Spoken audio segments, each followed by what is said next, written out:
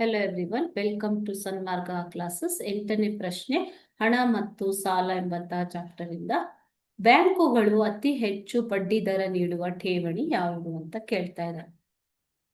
Option A current account, ಚಾಲ್ತಿ ಖಾತೆಗೆ ಮತ್ತು ಆಪ್ಷನ್ ಬಿ ಉಳಿತಾಯ ಖಾತೆ, ಆಪ್ಷನ್ ಸಿ ನಿಶ್ಚಿತ ಠೇವಣಿ, ಆಪ್ಷನ್ ಡಿ ಆವರ್ತ ಠೇವಣಿ. ಚಾಲ್ತಿ ಖಾತೆ ಅಂತಂದ್ರೆ ಕರೆಂಟ್ ಅಕೌಂಟ್ ಮಕ್ಕಳೇ. ಇಲ್ಲಿ ಬ್ಯಾಂಕುಗಳು ಯಾವುದೇ ರೀತಿಯ ಬಡ್ಡಿಯನ್ನ ಗ್ರಾಹಕರಿಗೆ ನೀಡುವುದಿಲ್ಲ. ಉಳಿತಾಯ ಖಾತೆ ಅಂತಂದ್ರೆ ಸೇವಿಂಗ್ಸ್ ಅಕೌಂಟ್, ಓಕೆನಾ. ನಿಶ್ಚಿತ ಠೇವಣಿ ಅಂತಂದ್ರೆ ಫಿಕ್ಸ್ಡ್ ಡಿಪಾಸಿಟ್.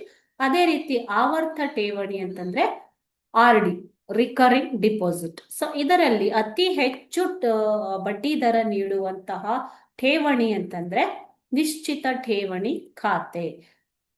ನಿಶ್ಚಿತ ಠೇವಣಿ ಅಂದ್ರೆ ಯಾವುದು? Fixed deposit. ಓಕೆನಾ. Thank you.